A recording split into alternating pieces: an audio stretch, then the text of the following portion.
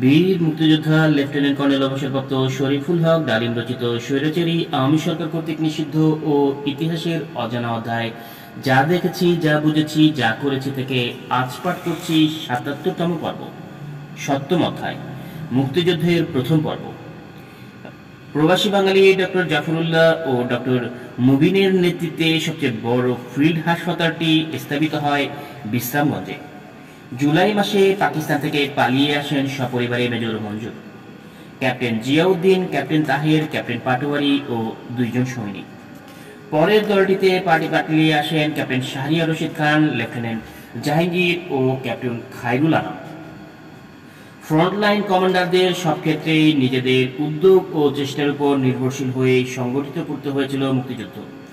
রাজনৈতিক নেতাদের মুক্তাঞ্চলে প্রশাসক এবং সেক্টরের পলিটিক্যাল কমিশনার করে পাঠানোর সিদ্ধান্ত কার্যকরী করতে ব্যর্থ হয় প্রবাসী সরকার।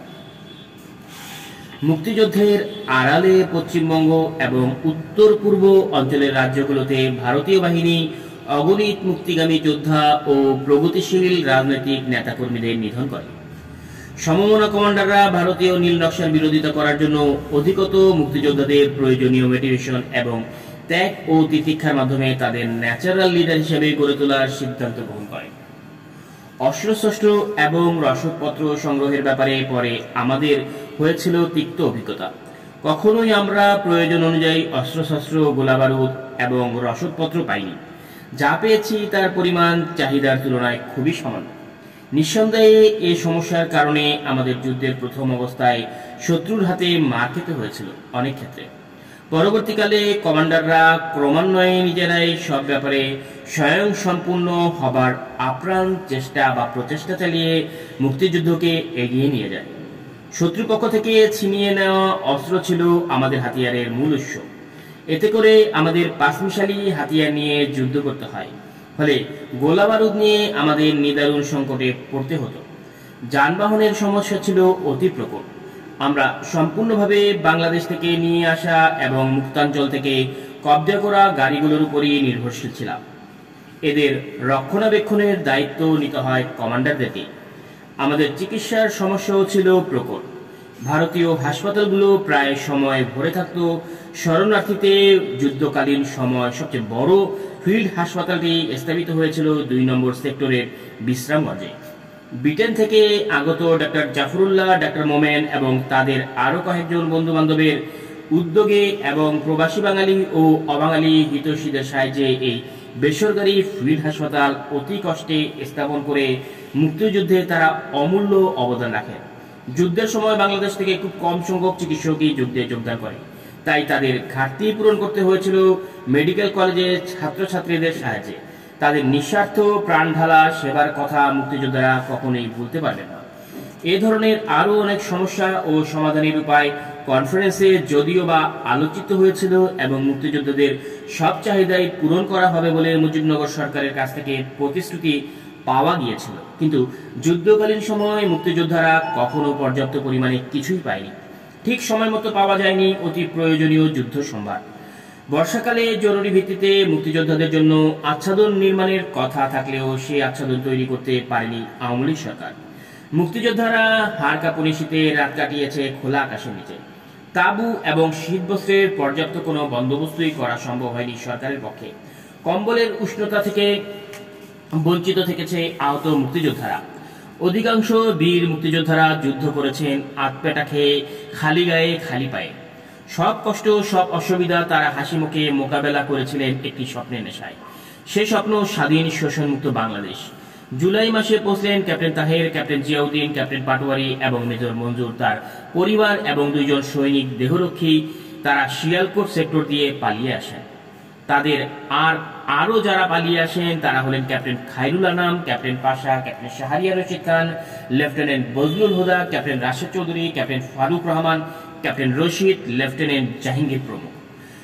কনফারেন্সের সুযোগে অনেকের সাথেই আমাদের মতবিনিময় হয় ভারতীয় নীল নকশার প্রভাব ও পরিণতি নিয়ে। যাদের সাথে বিশেষভাবে পরিচিত ছিলাম শুধু তাদের সাথেই গোপনে আলোচনা করা হয়েছিল এই অতি স্পর্শকাতর বিষয়টি। Major Zia, major Khaled Mosharraf, captain Jalil এবং উইং কমান্ডার বাশার এর অন্যতম। পরবর্তী পর্যায়ে major Manzur, captain Taher, captain Ziauddin, captain Salahuddin, captain Shahriar, captain Hafiz, captain Mahbub, captain Rashid, captain Mohsin, lieutenant Huda, lieutenant Jahangir, lieutenant Nurun Nabi ছাড়াও যাদের সাথে বন্ধুত্বের সম্পর্ক আগে থেকেই বিদ্যমান ছিল তাদের সাথেও বিস্তারিত আলোচনা হয়।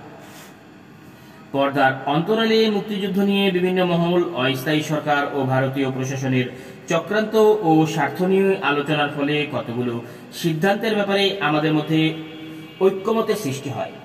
সিদ্ধান্ত নেওয়া হয় মুক্তিযুদ্ধের প্রাথমিক পর্যায়ে ভারত সরকারের নীতি এবং মুজিবনগর সরকারের অযোগ্যতাকে নিয়ে বিশেষ উচ্চবাক্য করা ঠিক হবে না।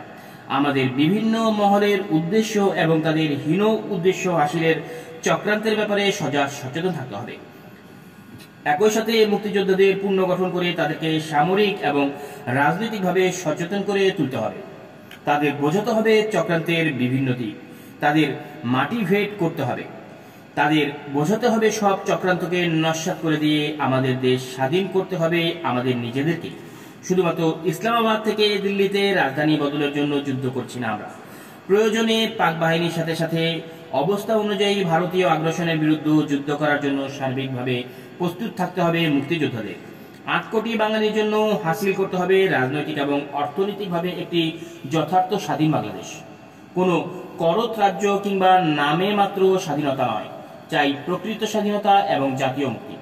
প্রত্যেক কমান্ডারকে তার কর্মদক্ষতা, শৌর্য, বীর্য, সাংগঠনিক দক্ষতা, আত্মত্যাগ, রাজনৈতিক সচেতনতা, দেশপ্রেম, রণযোগ্যতা, সাহস ও নৈতিকতার দৃষ্টান্ত স্থাপন করে মুক্তিযোদ্ধা ও যুদ্ধাঙ্গনের জনগণের হৃদয়ে নেতৃত্বে স্থাপন করে নিতে হবে, যাতে করে যুদ্ধোত্তর পূর্বে প্রয়োজনীয় যে কোনো ষড়যন্ত্রের মোকাবেলা করতে জনগণের আস্থা অর্জন করা সম্ভব হয়। প্রতিটি মুক্তিযোদ্ধাকে তৈরি করে তুলতে হবে জনগণের ন্যাচারাল লিডার হিসেবে। এভাবেই সম্ভব হবে নিজেদের শক্তির ভিত্তিতে সুদৃঢ় করা। এভাবে নিজেদের তৈরি করতে পারলে ভবিষ্যতে যে কোনো হুমকির মোকাবেলায় জনগণকে সাথে নিয়ে পরীক্ষিত মুক্তিযোদ্ধারা জাতীয় স্বার্থ রক্ষার্থে জেহাদে ঝাঁপিয়ে পড়তে সক্ষম হবেন যে কোনো ক্লান্তি লগ্নে। স্বার্থপর রাজনৈতিক নেতৃত্ব জাতির সাথে বিশ্বাসঘাতকতা করলে পরীক্ষিত মুক্তিযোদ্ধারা জনগণের সংগ্রামে অগ্রণী ভূমিকা পালন করতে সক্ষম হবেন।